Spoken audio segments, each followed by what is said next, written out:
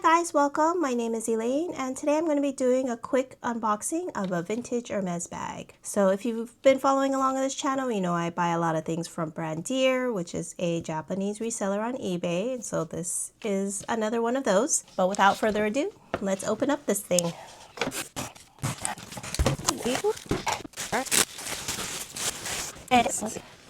Ooh, oh. All right, so as you can see, maybe from the outside, it's a vintage Hermes Herbag, but let's take out the outer. Oh, they really stuffed it good here. Oh, oh no, it's a little crumpled. That's not great. They honestly could have done a little better job here. Oh, sad. All right, well, this is the first time that I've had anything from Brandier come not ideally packaged, but let me see, let's put it together well here.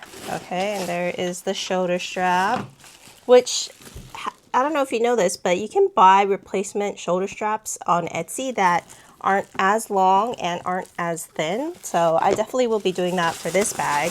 Let me keep it stuffed. Okay. So if you've seen my Herbag 20 unboxing, you know how this whole thing fell off, and now I see that on these vintage ones, at least, they have this little leather stopper that's supposed to help make sure that that doesn't happen. Oh man, they really stuffed it. Not great. Oh, sad. Okay, well, hopefully with some use and some stuffing, this will fix itself, but okay. Oh my gosh, I know I said no more fussy bags, but honestly, when you get a close-up of this vibrato leather, you'll see why I got it. It's just so pretty. Okay, let's struggle bus here. Vibrato is actually a lot stiffer than you would think, but it also can get folded, and then it will then hold that shape. So we'll have to see. But, ta-da! Here we go. Look at that vibrato leather. So I talked about vibrato in my Japan haul part 1 because that's where I went to Osaka and I picked up a vibrato glasses case, which actually, let me bring that over. This is the vibrato sunglasses case that I bought in Japan. And as you can see, as I had mentioned in that post, these are strips of lambskin that have been glued together and then I guess cut so that it makes a sort of fabric type of leather. And you know, honestly, this one was just so beautiful. I couldn't resist just the colors. I've never seen these colors before. So they have dark green, they have purple, they have light blue. I don't think there's any dark blue. There's, yeah, just light blue, light green, a little bit of like a gray and lavender. Yeah, most of the vibrato coloring that I see is a lot of browns, a lot of oranges. Even this is actually fairly unique with like the pinks and the tans. I just love the feel of vibrato. It kind of reminds me of nubuck. So it sort of has like a suede finish because this is, what is it called? It is the side of the hide. These are the side strips of it. So yeah, I mean, in some ways, I guess it sort of is like suede, and you can see for some of these, you can see there's a very thin layer of the top grain of the leather, which is, you know, what most leather bags are used for. Yeah, I mean, I did say I saw a vibrato Herbag in Kaitorido in Osaka, and it is very heavy. So well, that one was also dark brown, so I was like, I'm not really tempted to buy it.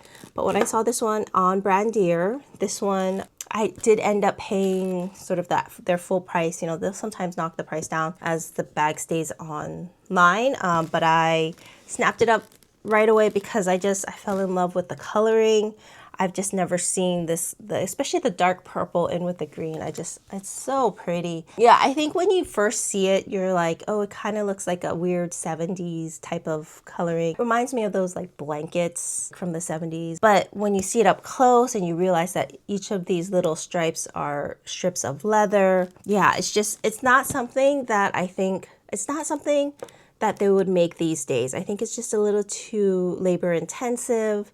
I also think it's probably a skill that can be only done by, you know, certain factories. And so you just never see vibrato in modern day bags anymore. And I think of the ones that are available, you know, from Hermes, the vintage ones, you just really don't see this coloring. So the bag collector in me was the one who bought this. I don't foresee myself using a Herbag. Like I said, I'm not into fussy bags, and the Herbag is kind of fussy. However, I have to say, you know, if I really want to use this bag, I can also switch it out and use it with this navy canvas, which I'm also pretty thrilled about because, you know, a lot of Herbags, you don't see a lot of them in navy. So I could do navy on navy, which would be pretty cool. And I also noticed that unlike the Herbag, mini Herbag, the one in the 20 size, this one has an actual kind of like lip on the, what is this called? The knob, the Hermes hardware here, so that even if you don't have the sangles per se, there is a little lift that you can do. And you could always just hook the inside. Yikes. It's going to take some getting used to. You could just hook the inside like that, and you don't even have to hook this if you don't want to. Or you could just hook both without hooking the sangles in like that. And it'll hold, so I think that's great. I might need an organizer for this. We'll see, because yeah, it's gonna, as you can see, it got definitely wonky. I don't know if this was how it was stored by the owner, or if unfortunately this was something that happened during shipping, because it didn't look this wonky on the pictures. I'll have to double check. But yeah, like I was saying when I was unboxing it, vibrato is actually, because it's so many strips of leather together, it's actually kind of thick and very structured. Also what makes it very heavy, but you know, that's also what makes it super unique. So yeah, we'll see. Hopefully, I mean, I hope to use it. I was staring at this when I purchased this. I was like, do I need a vibrato bag? I mean, that's what this sunglass case was for. It was unique. It was something, you know, from Hermes with vibrato. Honestly, I don't use the sunglass case. I have a Valextra one that I love. So this is just more, and I probably wouldn't want to be using this too much. I mean, I don't know how vibrato would wear. Judging at these two bags, I don't think they would wear that poorly because it's so thick. There's so many pieces of leather here, but it holds the folds, unfortunately. So even this one has some wonkiness here on the bottom. I'm sure it was stored flat like this, and so now there's some permanent creases on the sides, and sadly it's just this corner here that's really bugging me right now. I think that's it. I mean, Herbags are dime a dozen. They've been around since, I want to say the 70s or the 80s. I'll put the right date below, but you know, now they have modern Herbags. Even I've seen Herbags with little pockets now, like cargo Herbags, which I think is great because honestly, you really just need an outside pocket for your phone. How often are you opening and closing your purse anyway? Of course, modern Herbags are called zips. Herbag zips, and they have a zip in the back with a pocket, which honestly, I feel like if you can put a shoulder strap here, I don't see why Etsy can't make like an outer pocket here. That would make these vintage Herbags really useful. And vintage Herbags, I mean, the regular canvas ones that sometimes come with an extra pouch, sometimes don't, you can get them for, I think, anywhere between $500 to $1,000 these days, of course, depending on the wear and tear. But yeah, this one was a little bit over 1,000, quite a bit over. Under 1,500 though, which was how much that brown one was going for at Kai Torito in Osaka. And I was so busy stuffing it, I forgot to show you what the inside looks like.